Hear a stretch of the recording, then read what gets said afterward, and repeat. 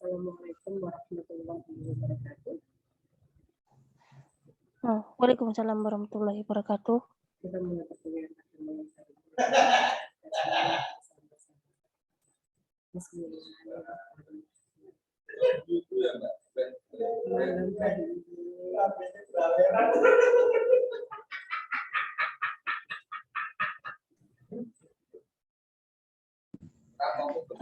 Ini kurang jelas.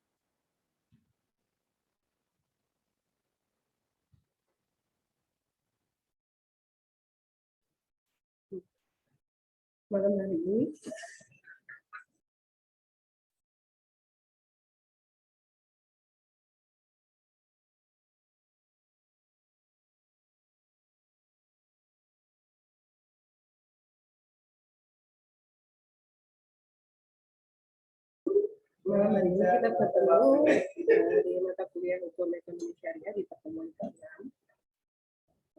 Alhamdulillah sebentar lagi kita ke UTS ya, ujian tengah semester, tepatnya di tanggal 11, karena tanggal 4 awal bulan, rekan-rekan semuanya libur awal puasa. Maksimalkan, dilakukan perkuliahannya, kita sudah masuk di perkuliahan pertemuan ke-6.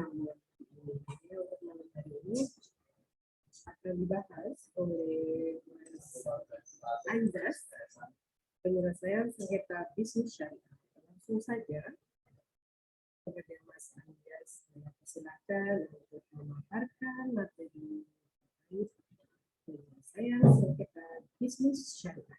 Silakan Mas Anjas. Mas Anjas. Mas Anjas sudah hadir? Ya, Bu. Ya, silakan Mas Anjas. Jadi rekan-rekan nanti ya, absennya ada di link yang sudah di-share tadi. Nanti ada video juga, nanti akan upload dan juga absen. Jadi satu mata kuliah absennya 2 kali. Terima kasih. Silakan Mas Anjas untuk mempersingkat waktu ya. Cepat sekali. Mempresentasikan.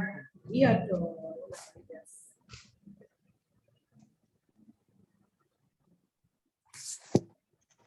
Waktu sebelumnya saya serahkan ke Mas Anjas. Silakan.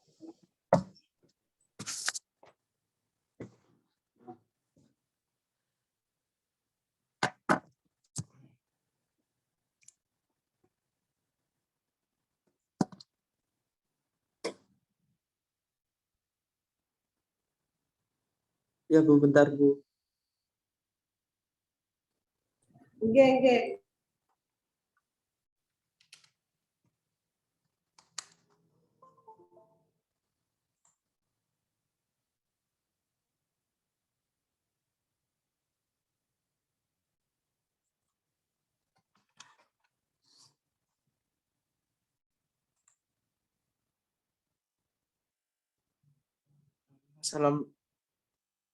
Assalamualaikum warahmatullahi wabarakatuh. Baik, pada malam hari ini saya akan mempresentasikan tentang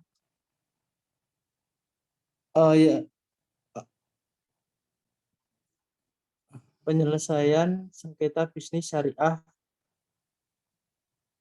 Langsung saja pada pembahasannya.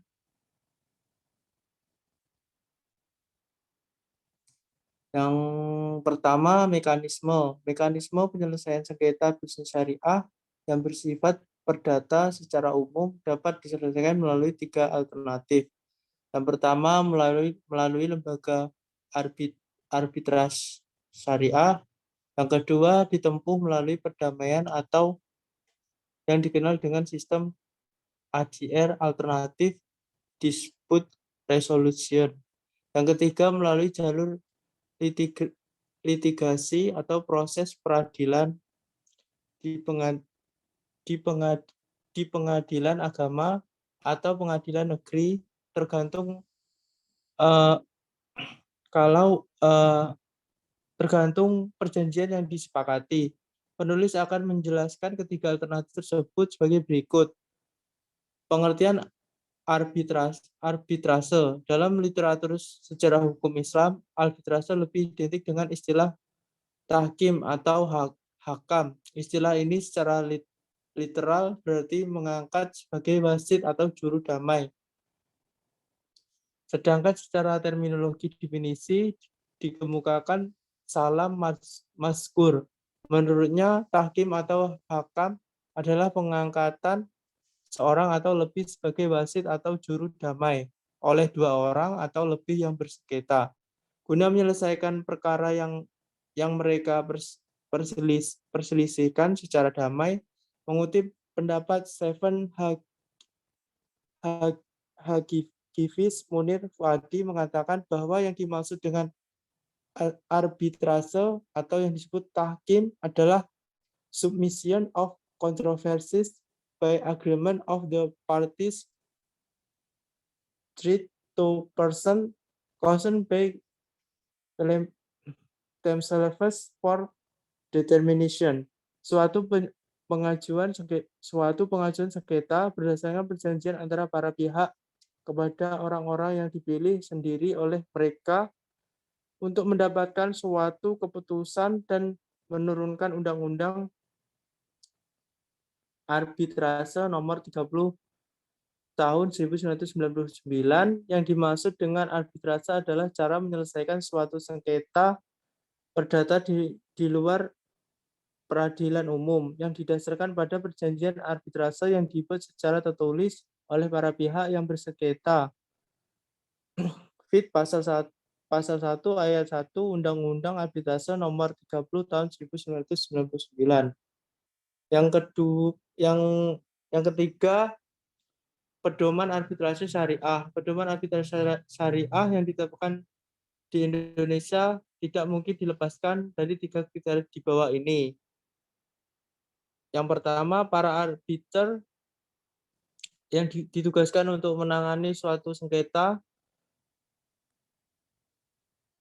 sayangnya mempertemukan kepentingan para pihak secara profesional, berimbang dan tidak merugikan atau menguntungkan salah satu pihak saja. Dan kata lain, para arbiter mengupayakan untuk menegakkan keadilan yang hakiki sesuai dengan ajaran Al-Quran dan Sunnah Rasul. Yang kedua, nilai-nilai keadilan yang tercermin dalam Pancasila harus dijadikan sebagai salah satu acuan pokok di dalam menyelesaikan sengketa melalui arbitrase syariah. Yang ketiga, baik arbitrase nasional atau BANI maupun arbitrase syariah Basarnas yang dikenal di Indonesia ditinjau dari sudut tata hukum Indonesia, mempunyai kedudukan yang sama. Dalam arti kedua, lembaga itu harus diakui oleh pemerintah Republik.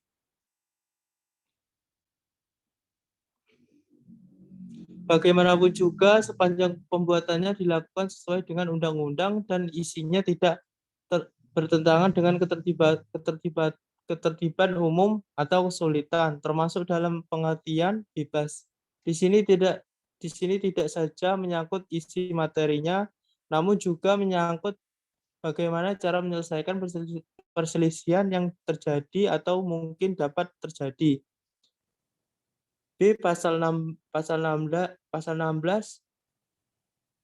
dan pasal 3 ayat 2 Undang-Undang 4 atau 2004 ekuivalen dengan pasal 10 dan pasal 2 ayat 2 UU 48 tahun 2009 sejalan dengan berlakuan sistem atau asas tersebut. Pasal 16 UU 4 atau 2004 tentang kekuasaan kehakiman ekuivalen dengan pasal 10 UU 48 tahun 2009 tentang kekuasaan kehakiman yang menggantikan UU 4 atau 2004 menyatakan hal berikut ini. Yang pertama, pengadilan tidak boleh menolak UU 48 atau 2009. Pengadilan dilarang untuk memeriksa atau mengendali dan memutus suatu perkara yang diajukan dengan dalih bahwa hukum tidak atau kurang jelas, melainkan wajib untuk memeriksa dan mengadilinya. Yang kedua, ketentuan sebagaimana dimaksud pada ayat 1 tidak menutup usaha penyelesaian perkara perdata secara perdamaian. Dari ketentuan yang bermaktub dalam pasal tersebut jelas keberadaan lembaga yang bertujuan untuk menyelesaikan perselisihan yang mungkin terjadi di antara dua pihak yang mengadakan perjanjian sepanjang hal itu disetujui oleh kedua belah pihak secara sah diakui di negara kita. Dalam praktik lembaga yang dimaksud yang menamakannya peradilan wasit atau wasit saja. Dan ada pula yang menamakan badan arbitrase pasal 3 ayat 2 UU 4 atau 2004 equivalent dengan pasal 2 ayat 2 UU 48 2009 berbunyi peradilan negara menerapkan dan menegakkan hukum dan keadilan berdasarkan Pancasila. Sedangkan penjelasan pasal 3 ayat 1 berbunyi ketentuan ini tidak menutup kemungkinan penyelesaian perkara dilakukan di luar peradilan negara melalui peradilan atau arbitrase pasal 3 ayat 1 UU 4 tahun 2004 ini ekuivalen dengan pasal 2 ayat 3 UU 48 2009 tidak ada penyelesaian lebih lanjut untuk pasal ini sebab arbitrase telah diatur dalam bab tersendiri yaitu bab ke-9 pasal 58 sampai 61. Arbitrase ini dengan konsep hukum Islam tentunya adalah arbitrase syariah pada masa penjajahan Belanda dahulu, bahkan bagi yang mereka yang tunduk pada hukum perdata barat telah diadakan ketentuan-ketentuan khusus tentang arbitrase. Ini sebagaimana yang dimuat pasal 615 sampai dengan pasal 651. Releasement of Forgery atau RV, yakni releasement acara perdata yang berlaku di Raad van Justitie atau Badan Peradilan bagi golongan Eropa. Yang C, Pestum de Compromitendo. Berdasarkan ketentuan yang tercantum pasal 615 RV menunjukkan atau mengatakan masih dapat dilakukan oleh para pihak berselisih sesudah selisih atau sengketa ini terjadi. Akan tetapi menunjukkan itu dapat pula ditetapkan di dalam perjanjian bahwa apabila kemudian hari terjadi perselisihan atau persengketaan di antara kedua belah pihak telah menetapkan wasit yang diminta untuk menyelesaikan sengketa yang terjadi tersebut. Dengan demikian dalam hal yang tersebut terakhir ini para pihak telah menetapkan seorang atau sesuatu badan wasit untuk menyelesaikan sengketa yang mungkin di kemudian hari di dalam praktik maupun menurut ilmu hukum. Cara pertama disebut akta kompromi, sedangkan dengan cara kedua disebut pestum de compromitendo. Selanjutnya mekanisme penyelesaian sengketa. Penyelesaian sengketa bisnis melalui mekanisme ADR dalam bentuk konsultasi, negosiasi, mediasi, konsiliasi, dan penilaian ahli atau melalui mekanisme arbitrase. Sebanyak dipilih oleh para pihak yang berselisih karena beberapa alasan, diantaranya sukarelawan dalam proses prosedur cepat, rahasia, atau konfidensial, hemat waktu, hemat biaya, keputusan non-yudisial, fleksibel dalam merancang syarat-syarat penyelesaian sengketa, atau win-win solution, tetap terpeliharanya hubungan baik antara pihak yang bersengketa. Para arbiter adalah orang-orang yang memiliki keahlian, expertise, dan putusan arbitrase bersifat final, serta mengikat para pihak. Selain itu, tidak ada kemungkinan banding dan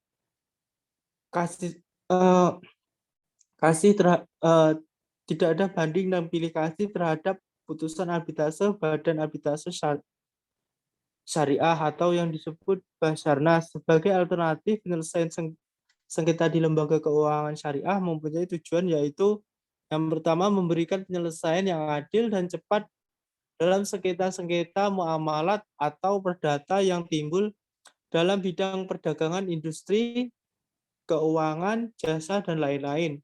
Yang kedua, menerima permintaan dan diajukan oleh para pihak dalam suatu perjanjian tanpa adanya suatu dalam suatu sengketa untuk memberikan suatu pendapat yang mengikat mengenai suatu persoalan berkenaan dengan perjanjian tersebut. Sedangkan yurisdiksi atau Basarnas berdasarkan pasal atau anggaran dasar yayasan BAMUI atau sekarang Basarnas meliputi yang pertama menyelesaikan sengketa yang timbul dalam hubungan perdagangan, industri, keuangan, jasa, dan lain-lain, di mana para pihak sepakat secara tertulis untuk menyerahkan penyelesaiannya kepada Basarnas sesuai dengan prosedur peraturan yang berlaku. Yang selanjutnya memberikan suatu pendapat yang mengingat tanpa adanya suatu sengketa mengenai persoalan berkenaan dengan perjanjian atas permintaan para pihak yurisdiksi Basarnas di atas selaras dengan UU nomor 30 tahun 1999 tentang arbitrase. Kesimpulannya, penyelesaian sengketa bisnis syariah dapat dilakukan melalui beberapa alternatif, yaitu mediasi melalui lembaga arbitrase syariah dan litigasi. Yang kedua, penyelesaian sengketa bisnis melalui mekanisme ADR dalam bentuk konsultasi, negosiasi, mediasi, konsiliasi, dan penilaian ahli atau melalui mekanisme arbitrase banyak dipilih oleh para pihak yang berselisih karena beberapa alasan, diantaranya sukarelawan dalam prosedur cepat, rahasia konfidensial, hemat waktu, hemat biaya, keputusan non-yudisial, fleksibel, dan merancang syarat-syarat penyelesaian sengketa atau win-win solution. Tetap terpilihnya hubungan baik antar pihak yang bersengketa. Para arbiter adalah orang-orang yang memiliki keahlian, ekspertise, dan putusan arbitrase bersifat final, serta mengikat para pihak. Selain itu, tidak ada kemungkinan banding dan pilih kasih terhadap keputusan arbitrase. Yang ketiga, penyelesaian sengketa di pengadilan berlaku asas choice of law, pilihan hukum. Ya, ini tergantung pada kesepakatan para pihak yang melakukan akad bisnis dan klausa perjanjian, yakni sengketa dapat diselesaikan dengan pengadilan agama atau pengadilan negeri. Sekian pada pemakalan saya. Terima kasih.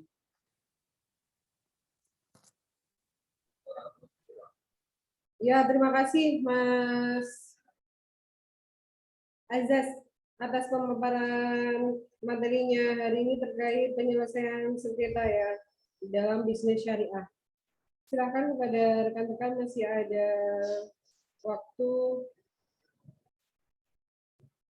8 menit, 10 menit lagi untuk sesi diskusi. Silakan.